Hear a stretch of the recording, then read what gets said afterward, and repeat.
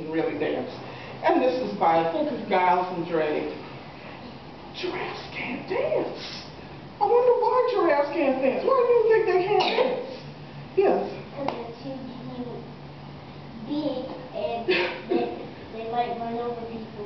Yeah, their legs are big, yeah. Why do you think they can't dance? Because they're too heavy. Yeah, they are heavy.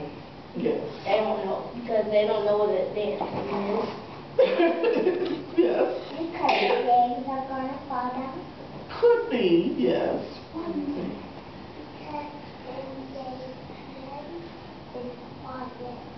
They waddle. Yeah, they do.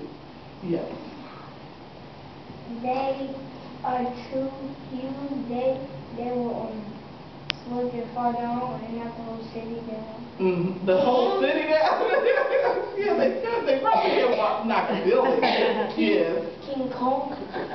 Why do you think they're too big. Yeah, they are big. They have tall necks and their body structure is very long. But this giraffe is huge. This is Gerald.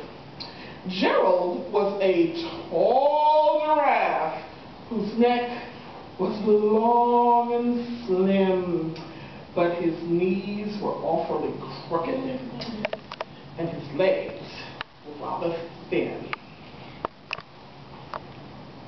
He was very good at standing still and munching shoots of trees.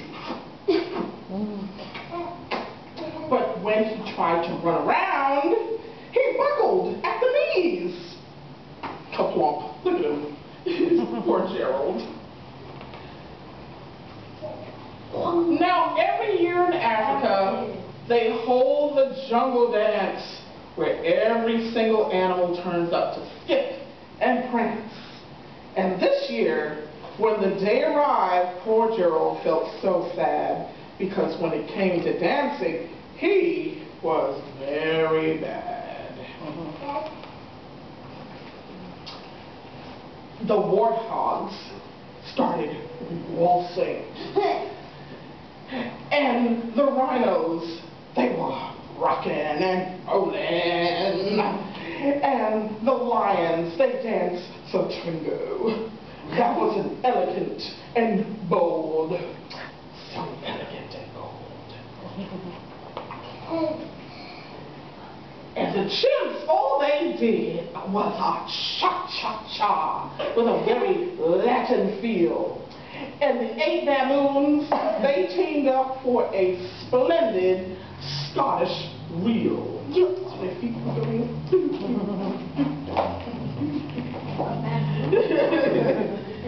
And Gerald swallowed bravely as he walked toward the floor, but the lions saw him coming, and they soon began to roar.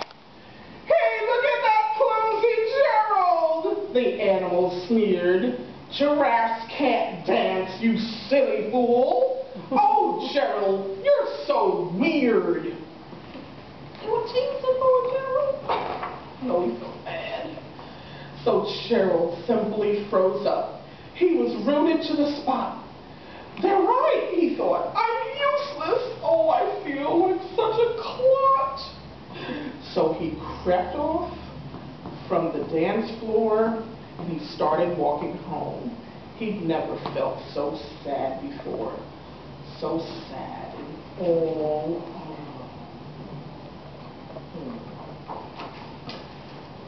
Then he found a little clearing and he looked up at the sky.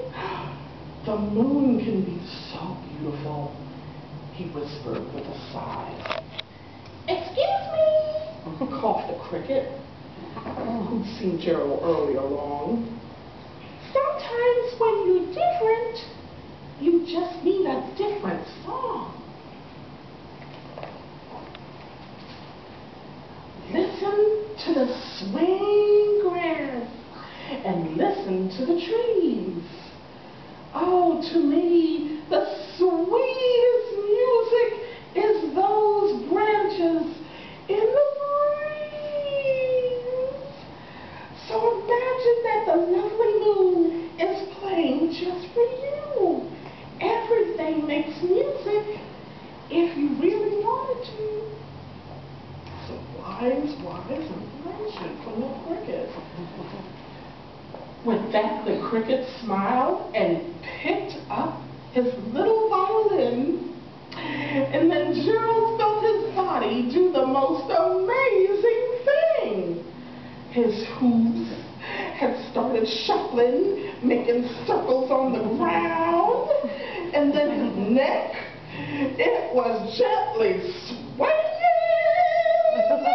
Oh, and his tail was switching around. Look at him, he's getting happy. Oh, he threw his legs out sideways and he swung them everywhere. And then he did a backward somersault and he leapt up in the air. Oh. Gerald felt so wonderful. His mouth was wide open wide. I am dancing! Yes, I'm dancing! I'm dancing! Gerald cried, so elated. Oh, then one by one, each animal who'd been there at the dance arrived while Gerald boogied on and watched him quite entranced. They shouted, "It's a miracle! We must be in a dream! Gerald's the best dancer that we've ever seen." How did you learn to dance like that? Please, Gerald, tell us how. But Gerald simply twirled around and finished with a bow. That's good.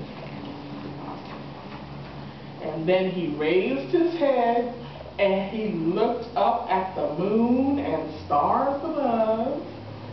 "We all can dance," he said, "when we find music that we love."